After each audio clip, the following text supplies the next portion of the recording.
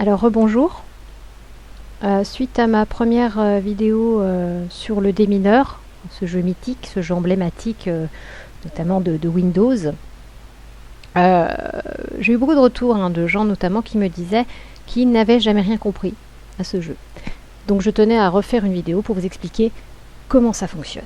Parce que c'est très important, c'est primordial dans la vie de savoir quand même jouer au démineur. Je pense que si on ne sait pas jouer au démineur à 40 ans, c'est qu'on a raté sa vie, quoi. Donc, le démineur, ce sont des cases, et derrière ces cases se cachent des bombes, des mines, j'appellerais ça des bombes.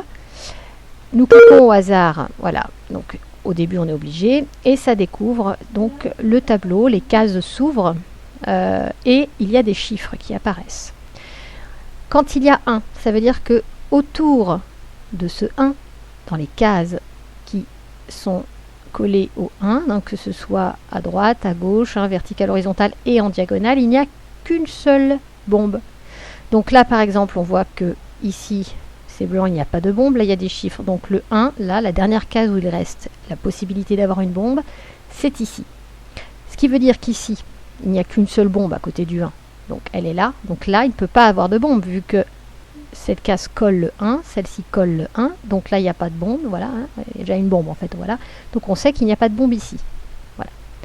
Là il y a deux bombes, donc ici il y a une bombe, la bombe qui donc autour de ce 2, je suis extrêmement claire, je me rends compte à quel point c'est pédagogique, c'est didactique. Ici autour de ce 2 il y a deux bombes.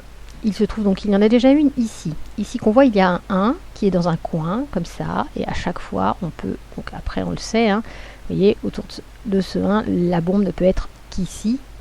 Voilà. Donc là, il y a deux bombes autour du 2. Donc là, on est sûr qu'il n'y a pas de bombe. Là, il y a trois bombes dans cette zone, et nous en avons déjà deux. On sait que là, il n'y a qu'une bombe autour de ce 1, il y en a déjà une. Donc ici, il ne peut pas y avoir de bombe.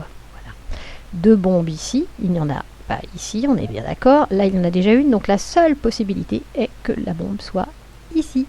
Sur le 2, ici, autour du 2, il y a deux bombes. Là, il y en a déjà deux que j'ai notées, donc on ne peut pas en trouver là et là.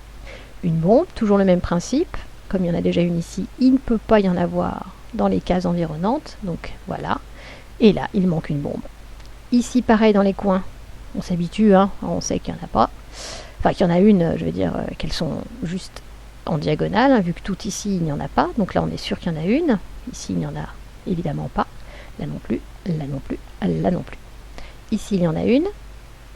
Ici, on est obligé d'en avoir une, étant donné que ce sont les deux seules cases libres, entre guillemets, autour du 2. Donc il y a deux bombes à côté du 2. Là, il y a trois bombes. Donc la bombe est ici. Voilà. Et là, il y a quatre bombes. Là, on est bien embêté. Parce que c'est là où normalement c'est facile. Mais donc, si je mets la bombe ici, je devrais remettre une bombe là. Donc ça fera que ce 1 a deux bombes. Donc ça ne va pas être possible. Si je mets la bombe ici, ce 1 aura une bombe, ce 1 aura une bombe, et ce 4 aura 4 bombes. Si je la mets là, donc on a vu que ce n'est pas possible. Si je la mets là, non plus. Donc la bombe est ici. Je pense que là, on est bon. Voilà, on est bombe. J'adore l'humour. Allez, au revoir, j'espère que vous aurez compris.